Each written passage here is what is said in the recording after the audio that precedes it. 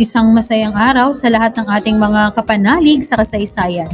Tuloy kayo sa ating panibagong episode para sa Araling Panlipunan, Grade 6, unang termino, ika-6 na linggo. Ang ating tatalakayin para sa linggong ito ay ang papel ng kababaihan sa panahon ng himagsikan. So ano ba ang ating magiging papel, no? Ano ba yung papel at gampanin ng mga kababaihan natin noong panahon ng himagsikan? Para sa ating unang sesyon, narito ang inyong panimulang gawain. So, sa loob ng 3 minuto, iguhit ng simple ang iyong paboritong superhero. At pagkatapos, ay bibigyan kayo ng pagkakataon ng inyong guro na ito ay ikonekta o ihambing sa ating mga bayaning Pilipina.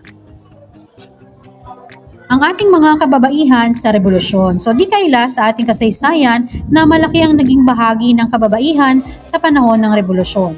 Sa umaga, makikita na ginagawa nila ang kanilang mga tungkulin bilang may bahay, anak, kapatid at bilang mga ina. Sila ay mapagmahal sa pamilya, tagaluto, tagalinis ng bahay, nag-aalaga ng mga anak at nagsisilbing ina ng kanilang mga tahanan. Ngunit may mithiin silang tulungan ang mga katipunero laban sa mga Espanyol na kailangan nilang gawin. Sila ay may pusong nagmamalasakit sa kapwa na kahit ipakain na sa mga pamilya ay ibibigay pa sa mga katipunerong nangangailangan. Ano-ano kaya ang mga naambag nila para sa ating bayan? So tara at kilalanin natin ang mga kababaihan sa panahon ng himagsikan. Una sa ating listahan ay si Gregoria de Jesus. Si Gregoria de Jesus ay ipinanganak noong Mayo 1875 sa ulirang mag-asawang sina Nicolas de Jesus at Baltasar Alvarez. Siya ay kabiyak ng Supremo ng Katipunan na si Andres Bonifacio. Si Gregoria de Jesus ay lalong kilala sa taguring nakambini ng Katipunan. Si Gregoria de Jesus na karaniwang tinatawag na mga manghihimagsik na inang Oryang ay nagkaroon ng mahalagang tungkulin sa Katipunan. Ipinagkatiwala sa kanya ang pag-iingat ng mga dokumento ng Katipunan, kalakip ang mga selyo, mga kagamitan at revolver. Malaki ang ambag niya bilang asawa ng pinuno ng Katipunan na habang si Andres Bonifacio ay namuno sa mga labanan, siya ay nagtatago ng mga kasulatan at lihim ng samahan. Pinamahalaan din ni Oryang ang pagpapakain at pagpapagamot sa mga kasapi ng Katipunan na minalas na nasugatan. Nang minsang may nagtraidor sa Katipunan, ay itinuro siya na may hawak ng mahalagang kasulatan ng Katipunan. Subalit ang mga ito ay madali niyang naitago sa malayong lugar. Tunay na natatangi si Gregoria de Jesus sa kanyang partisipasyon sa samahan. Sunod naman ay ating kilalanin si Josefa Rizal. Si Josefa Rizal o Panggoy, kung tawagin ay ang ika-9 na anak sa pamilya ng mga Rizal. Siya ay kapatid ng pambansang bayani na si Dr. Jose Rizal at naging pangulo ng lupon ng kababaihan. Katulad ni Gregoria de Jesus, si Josefa ay tagaingat din ng mga lihim na dokumento ng samahan. Pinoprotektahan nila ang mga katipunero habang patagong nagpupulong ang mga ito sa pamamagitan ng pagkakanta at pagsasayaw upang malihis ang atensyon ng mga gwardya sibil.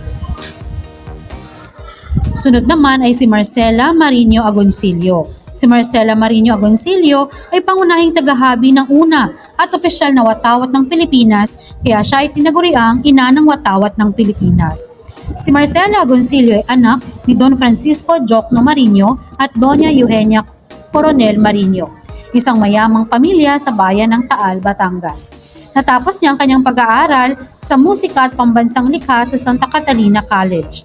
Sa edad na 30, pinakasalan ni Marcela Coronel Marinho si Felipe Encarnacion Agoncillo, isang abogado at hurado sa Pilipinas.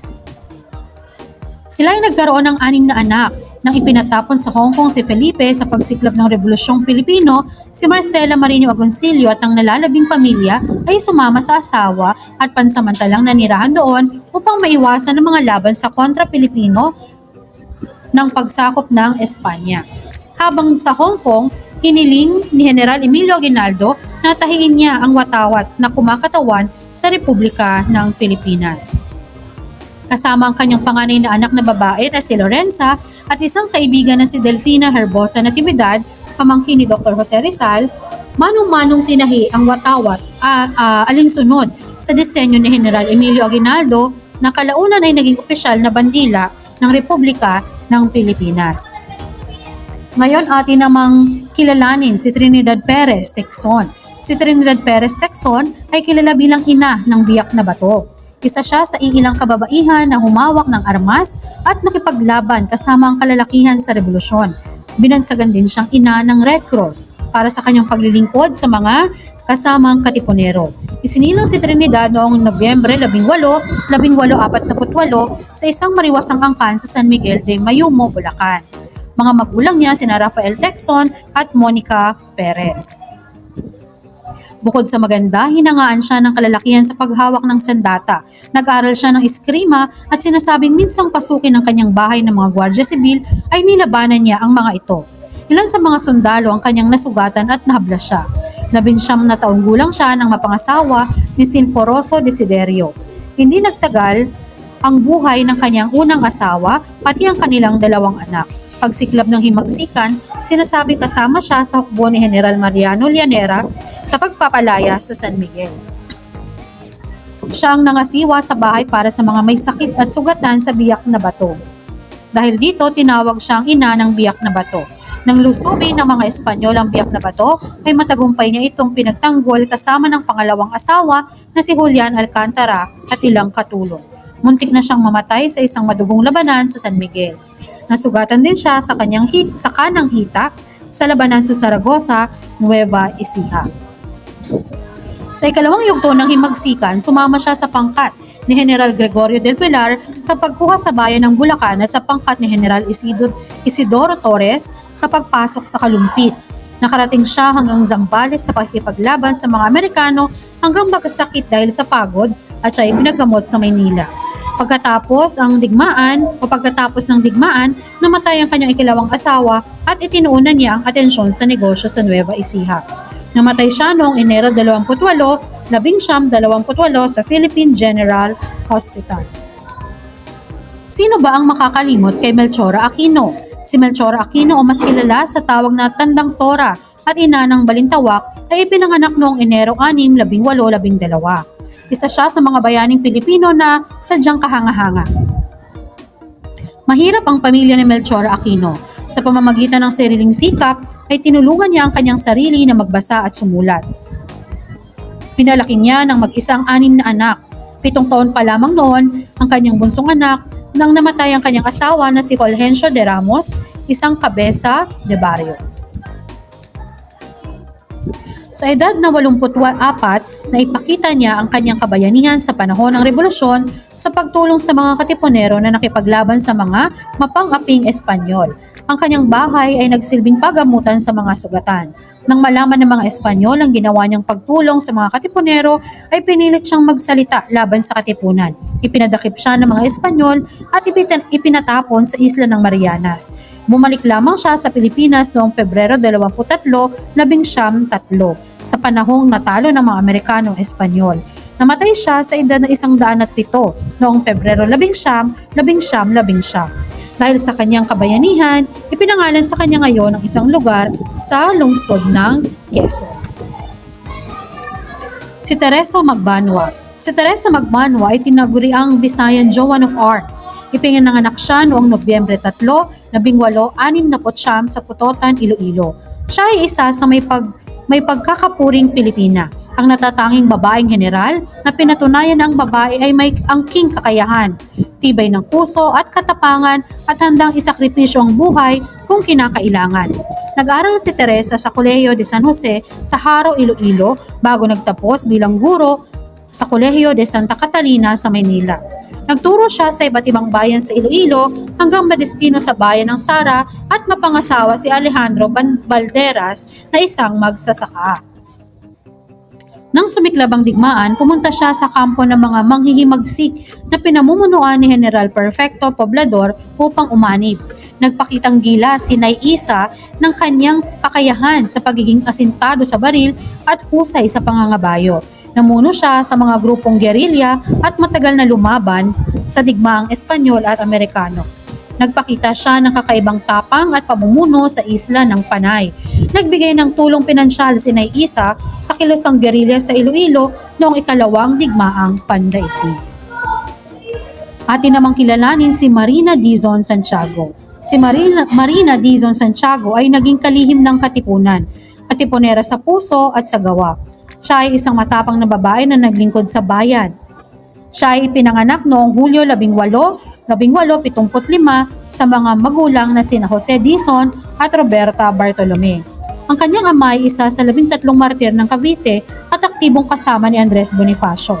Naulila siya sa ina noong 8 buwan pa lamang. Dahil dito, kinupkup siya ng kanyang tiya na si Josefa Dizon na ina ni Emilio Jacinto. Sapagkat lihim na samahang revolusyonaryo ang Katipunan, walang kababaihan ang nakakaalam noon sa samahan. Napansin ng kababaihan ang kakaibang galaw ng kalalakihan at sila ay nagmanman sa kanilang mga ama, asawa at kapatid.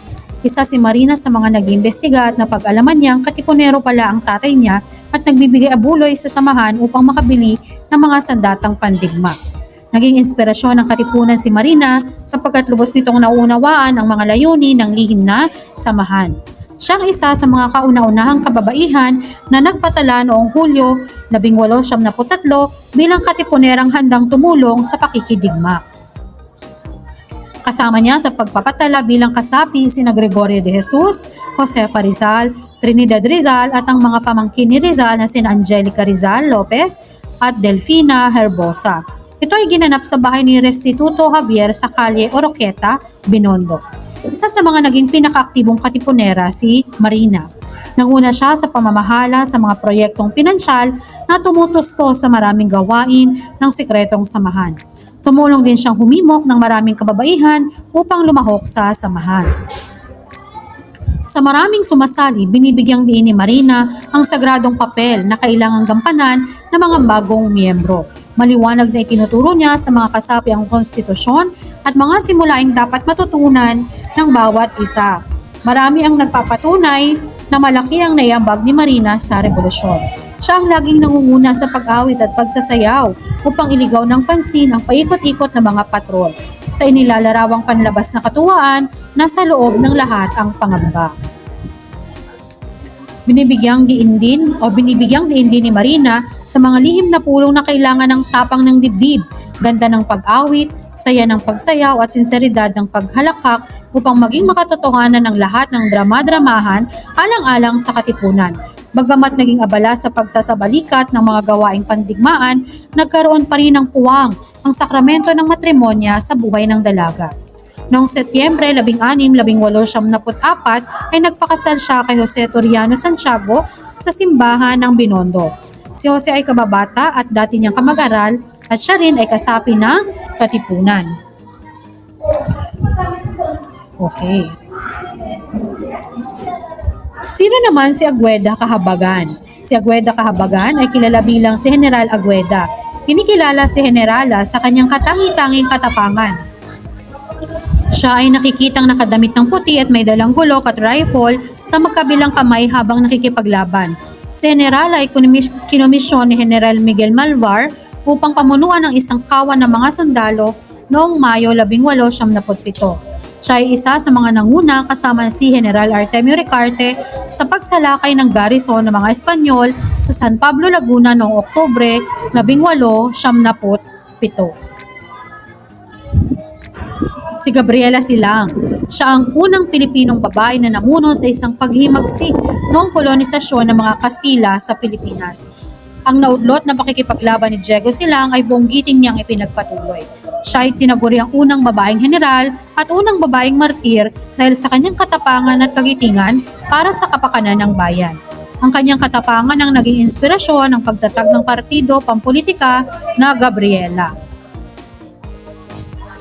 Si Gregoria Montoya. Pinangunahan naman ni Gregoria Montoya ang magdalo sa labanan sa Imus kung saan nakakuha sila ng 13 armas mula sa kalaban. Inutusan ni General Emilio Aguinaldo na sirain ang isang tulay upang hindi makadaan ang mga kalaban. Nag-ala Wonder Woman ang binuhat niya ang mga beams na sumusukat na 40 feet ang haba habang buhat ng napakaraming mga lalaki sa kabilang dulo at itinapon sa ilog. Itinaas ang posisyon niya bilang general ni Aguinaldo. Itinayo niya ang bandera ng kababaihang nagpakita ng katapangan sa larangan ng digmaan. Para sa ating pagtataya, so isulat ng tama kung ang pahayag ng pangungusap o ang pahayag sa pangungusap ay totoong tungkulin ng kababaihan sa panahon ng revolusyon at isulat ang mali kung hindi. So basahin maigi ang pahayag at isulat yung tama kung ang pahayag sa pangungusap ay totoo at mali naman kung hindi.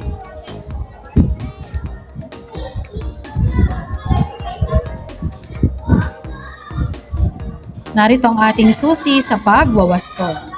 Para naman sa ating hakbang na pasulong, basahin at kilalanin kung sino ang tinutukoy sa bawat pangungusap at piliin kung ibigay ang wastong kasagutan kung sino naman. Hindi na natin nailagay yung kahon ng pagpipilian.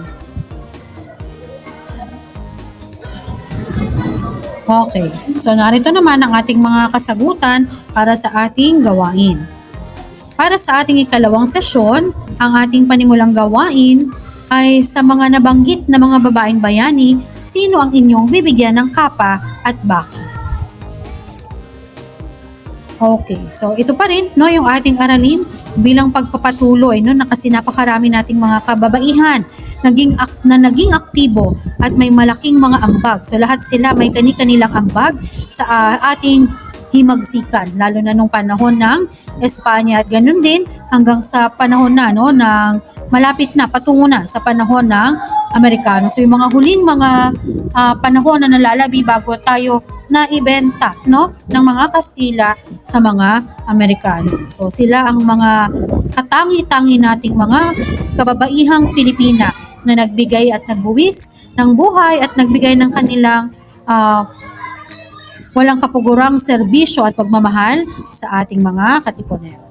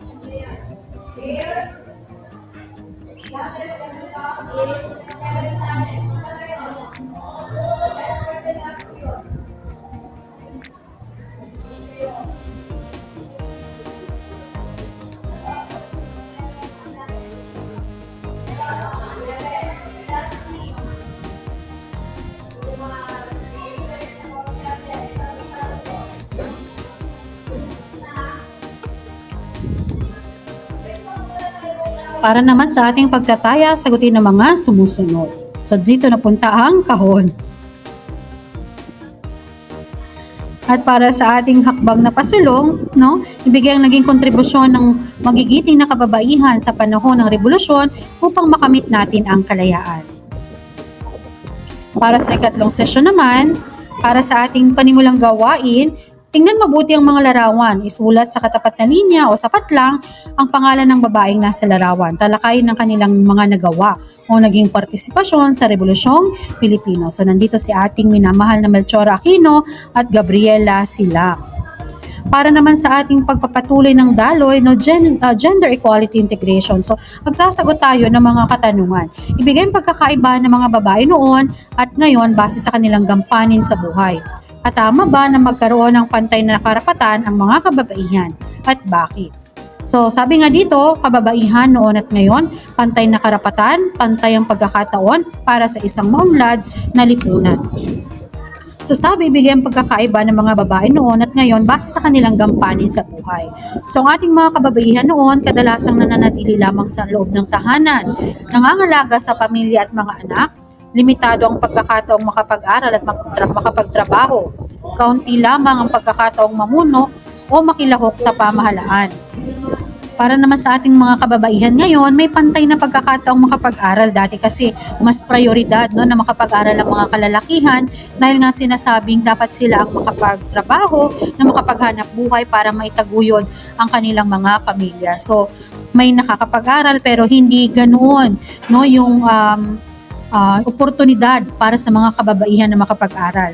So ngayon, maaring maging guro, doktor, inhinyero, sundalo, polis, negosyante at pinuno. Nakikilahok na rin sa paggawa ng mahalagang desisyon sa pamilya at lipunan at may karapatang bumoto at mamuno. So tama ba na magkaroon ng pantay na karapatan ng mga kababaihan at bakit? So dapat magkaroon ng pantay na karapatan ng mga kababaihan dahil pareho silang may kakayahan at karapatang makapag-aral, makapagtrabaho at makibahagi sa pagpapaunlad ng lipunan. So, ayan. So, sabi nga ano bang benepisyo ng pagkakapantay-pantay? Mas maraming oportunidad para sa lahat, pagkakaroon ng paggalang at pagkakapantay-pantay, mas maunlad at masagana ang ating lipunan at mas malakas tayo bilang isang bansa. Okay. Para sa ating pagtataya, basahin at kilalanin kung sino ang tinutukoy sa bawat pangungusap. Ganun pa din, no? Okay, piliin ang wastong sagot, no? Mula sa loob ng kahon. Pero wala naman tayong pagpipilian. Pero kayo mag-alala, no? Dahil nandito naman ang ating mga wastong kasagutan. At para naman sa ating hakbang na pasulong, magkakaroon, no, ng sabayang bigas. Maaari kayo magkaroon ng sabayang bigas. At ito ay isang orihinal na tula na isinulat ni Michelle M. Alvaran tungkol sa kababaihan sa panahon ng Revolusyon. So bigkasin ito ng may damdamin. At pagkatapos ay inyong sagutan ang mga katanungan na kaakibat nito. Yan. So ano na raw ba ang katangian ng kababaihan sa panahon ng Revolusyon? Ganito pa rin ba ang kababaihan ngayon? Pangatlo, bakit naging mahalaga ang partisipasyon ng kababaihan sa panahon ng Revolusyon at dapat bang tularan ang ating mga kababaihan noong panahon ng Revolusyon? Sa anong paraan natin sila matutularan? Para naman sa ating ika-4 na sesyon, narito pa rin ang ating mga panimulang gawain. Hindi ito mawawala, no? So, ganun pa rin, isulat sa patlang ang pangalan ng babaeng tinutukoy sa bawat pangungusap. Yan. So, ganun pa rin, narito pa rin ang ating susi sa pagwawasto. Para naman sa ating daloy, balikan muli ang mga pangalan ng mga bayaning Pilipina na naging parte ng himagsikan. Isulat ang kanilang pangalan sa paligid ng batang babaeng superhero na nasa ibaba at sa tapat ng pangalan na isulat ng espesyal na katangian niya na nagtulak sa kanya upang sumali sa revolusyon. So, maaari niyong balikan, no, yung napakarami nating mga kababaihan na naging mahalagang instrumento noong panahon ng himagsikan. Pumili na lamang kayo doon. So ngayon, sa ating pagtataya, iguhit ang wow o isulat ang wow kung ang pahayagan sa pangungusap ay totoong tungkulin ng kababaihan sa panahon ng revolusyon at isulat naman ang wow mali kung hindi.